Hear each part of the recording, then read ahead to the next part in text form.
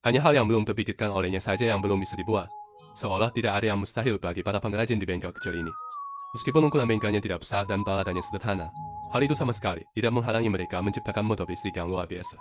Dengan semangat seperti ini, bukan tidak mungkin suatu hari nanti mereka bahkan bisa membuat roket dengan tangan sendiri. Begitu melangkah ke dalam bengkel, mata langsung tertuju pada tumpukan besi bekas yang tampak sepele. Namun justru besi-besi bekas itulah bahan utama untuk membuat rumah mesin motor listrik.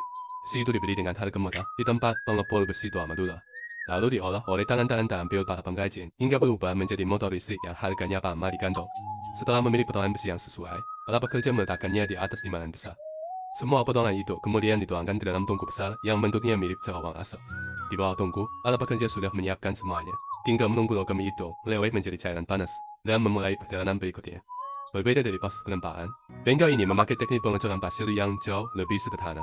Para pengrajin mencampur pasir cetak dengan tanah liat dan menuangkan oli bekas sebagai perekat, lalu menggilingnya hingga rata menggunakan mesin penggiling. Setelah tercampur rata, para pengrajin memasukkan campuran pasir ke dalam cetakan yang sudah disiapkan. Mereka memadatkan pasir menggunakan kaki. Kemudian kelebihan pasir diratakan. Setelah itu, pengrajin memukul perlahan dengan palu peninggalan jeban Majapahit hingga tercipta cetakan pasir yang sempurna. Sementara itu, potongan besi dalam tungku mulai meleleh. Saat katupi muka, cairan besi panas mengalir seperti sungai emas. Para pekerja menampungnya dengan hati-hati di wadah baja, penyaring kotoran, lalu menuangkan logam jeli itu ke dalam cetakan pasir. Keringat menetes di dasi, tetapi pada suhu 1500 derajat Celcius, mereka tidak gentar, menuang seluruh logam cair hingga cetakan penuh. Setelah logam mendingin, mereka membongkar cetakan dan muncullah cangkang motor listrik hasil pemecoran pasir. Namun ini baru setengah jadi. Permukaannya masih kasar dan belum bisa digunakan. Cangkang itu dibersihkan dari sisa pasir dan dikirim ke bengkel perapihan. Di sana, para pekerja menggunakan alat bubut untuk meratakan permukaan, serta melubangi bagian tepi sesuai ukuran.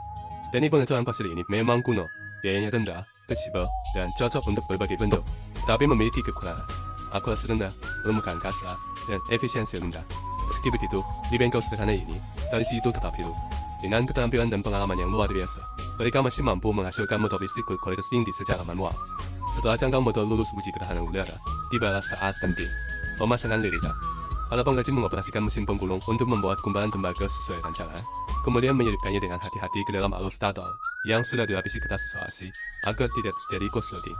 Setelah kumparan tembaga terpasang rapi, mereka memasukkan rotor dan memutar perlahan untuk memastikan putarannya halus tanpa hambatan.